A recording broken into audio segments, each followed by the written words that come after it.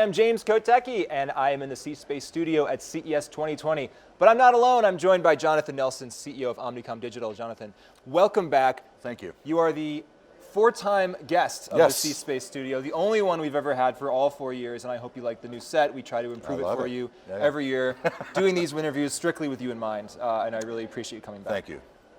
So once again, I think as is tradition, we should probably have you start by just defining what Omnicom Digital is. Sure. I'm Jonathan Nelson. I'm the CEO of Omnicom Digital. Basically, my job is to try to push digital into every nook and cranny in Omnicom, which is one of the large holding companies. So we own BBDO, DDB Needham, TBWA on the agency side. We have Precision Marketing Group, which is a bunch of digital assets. Media buying companies, OMD, PhD, Hearts and Science, PR companies, shopper marketing companies, healthcare companies.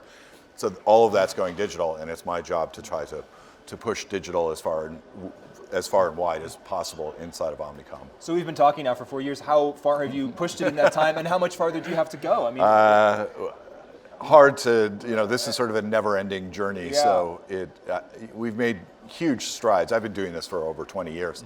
So I've seen it from its inception and earliest of days to now.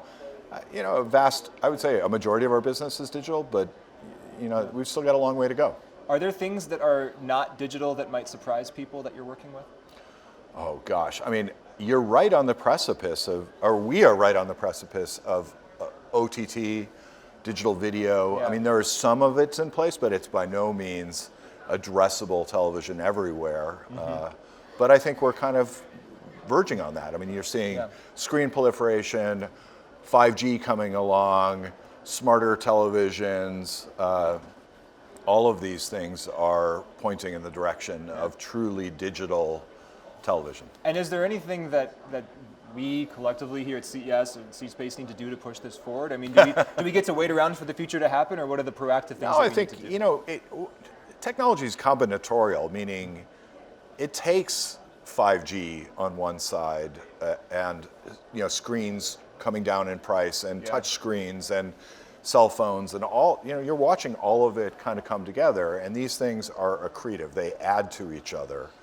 And what we do as advertisers, we're on the buy side, is take advantage of the platforms, the increased bandwidth, the proliferation of screens to put commercial messages in front of consumers. Are things combining in ways that have interested you or surprised you that you might not have expected? Because some of these combinatorial elements can have unexpected consequences.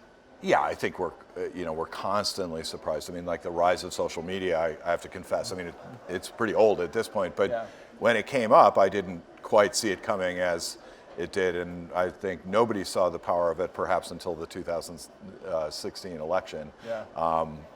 It is quite persuasive, but all of these technologies get deployed in very, very interesting and different ways, and I'm sure we're going to talk about AI in a moment here. Well, let's go right there with it. We've talked about AI, I think, every single year. Absolutely. And this year, I was just speaking to Jean Foster, who's the SVP of the show, of the Consumer Technology Association that puts on the show.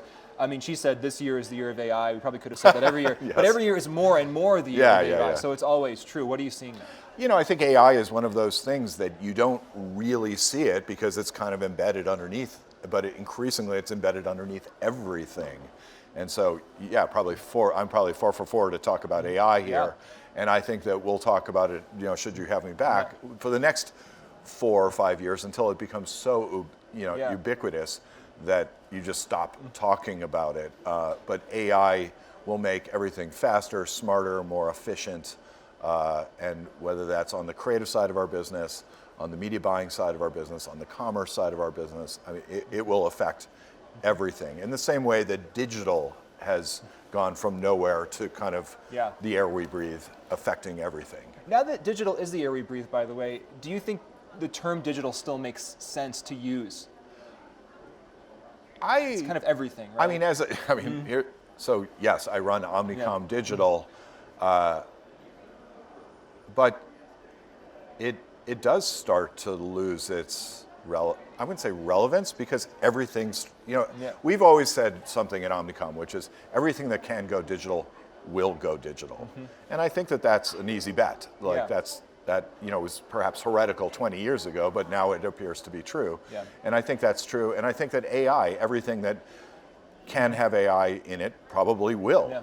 Yeah. We've talked in the past about AI and creativity. Are there Yes. new AI-powered creativity tools that you're seeing that your teams are using that you're excited about as we look into 2020? Yeah, we're using a lot of what we call computer vision to try to understand what are all the elements in, say, a video.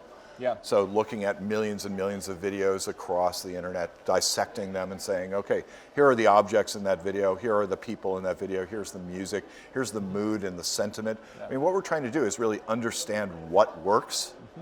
And it's impossible for an individual to view a million videos, but it's pretty easy for a computer to do it. So there's a great example of how AI is looking at creative, in this case video, dissecting it, and then giving it back to a human so that a human can interpret it and say, okay, this is what is effective. And is that getting pretty good even with a video to identify objects, or does it still have a little bit of a ways to go?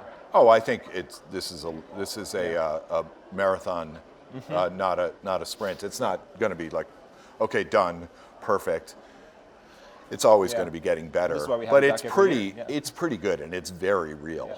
Yeah. Talking with Jonathan Nelson, CEO of Omnicom Digital. Is there a technology that makes you nervous? As an advertiser, or as a marketer, well, is there I think a technology that makes you nervous? so. An interesting thing.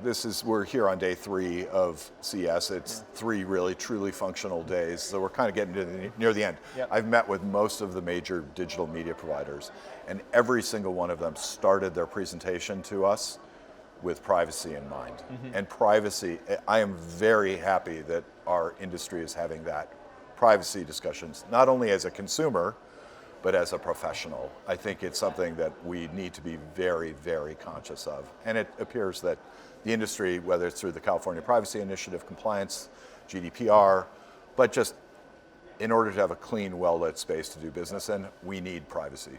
And does from the consumer perspective, does privacy feel like something different, or does it just feel like they get to do all the same stuff they used to do and have the same experiences, just now they know they're operating in a safer environment? I think that we as an industry are trying to figure out how do we create an environment where there is trust going both ways. Yeah. And some consumers care and some of them quite frankly don't, but I think it is the entirely appropriate thing for the ecosystem to be thinking, talking, and doing something about. You speak to so many marketers and deal with so many different types of marketing. Is it easier or harder than ever to be a marketer? Is that the wrong way to ask the question, perhaps? Oh, I think that the complexity of what we are doing is scaling non-linearly. Yeah. There's more tools, technology, screens, options, media companies. It's exponentially harder to do marketing at scale.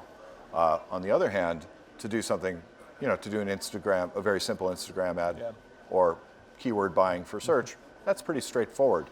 But to do it with 30,000 keywords or a massive media meets creative, across the world, exponentially harder.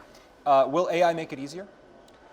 Some aspects of it will get easier, yes, but I think ultimately AI is just a component of it. It is so complex right now that I don't see the complexity ending anytime soon. So what does that mean for how you hire people to join your team? What kind of a mind are you looking for to be a part of this? I think that the types of people that we hire are functionally different. There's a lot of discussion, we probably talked about this, data science is huge, but people that write algorithms, coders, people that are integrating APIs, I mean, these are people that normally would not have existed in advertising, but quite frankly, for the past decade or so actually have. We are just ramping the numbers of those people quite dramatically at this point. The other side of this is the creative side, which I think people sort of forget about. But there's a whole new generation of people coming in who are digital natives. Like they were born after the iPhone, or were conscious after the iPhone kind of existed. So they had a supercomputer in their pocket, growing up their entire lives. And the mindset, the shift of a digital native is huge, and the way that they think about creative and the messaging and the personalization. They've never lived in a world where the world on the screen didn't configure itself to be personalized to them. And so that in turn is affecting the creative and our hires and our work. And I imagine that those kind of new minds aren't necessarily in the mindset of, is it creative versus data or somehow being oppositional? It's all just kind of exactly. They're fluent, right? Like they're fluent. They may not be a data scientist, but they can understand data. They they're interoperable across apps, across devices, operating systems. You know, they're not thinking, hey, I'm watching that TV on the wall, or I'm watching that screen in the cab, or you know, on the subway platform, or you know, the phone in my pocket. They just go, hey, here's my total experience. And it's not just age, but you're seeing a lot more of these people that are interoperable coming on board in our world. Speaking of experience, you've had a great experienced career in marketing. What advice do you give to these new people about how to navigate a career filled with technological change? Yeah, I think there's no single trick to this. You really have to read a lot, explore a lot. Curiosity is the biggest possible thing that you should have, which is, you know, look at it and try to understand it, contextualize it, realize that every trend is not going to be around forever. I mean, think about CES. Yeah. You know, somebody was pointing out that last year it was all about folding machines, like you put your shirt there and it folds it. Yeah. Apparently they're not there out on the floor this year, but that was the big thing last year. Yeah. You know, that's an example of something that happened very quickly, fast twitch stuff, or long twitch stuff, like 5G is really going to change a lot. AI, as we talked about before, that's a deep systemic change, so you might want to read and understand that. So think of the mega trends, and then also think of the craft. How do I apply that to what is on my desk today? Well, you talk about curiosity. Thank you so much for helping to satisfy some of our curiosity here in the C-Space studio. Thank you for having me, as always. Fourth time is great. Definitely the charm. Jonathan Thank you. Nelson, CEO, Omnicom Digital. Thanks for being here. Thank you. And thank you so much for watching. I'm James Kotecki, your host in the C-Space studio here at CES 2020. Very excited to say that more great conversations are coming your way, so stay tuned.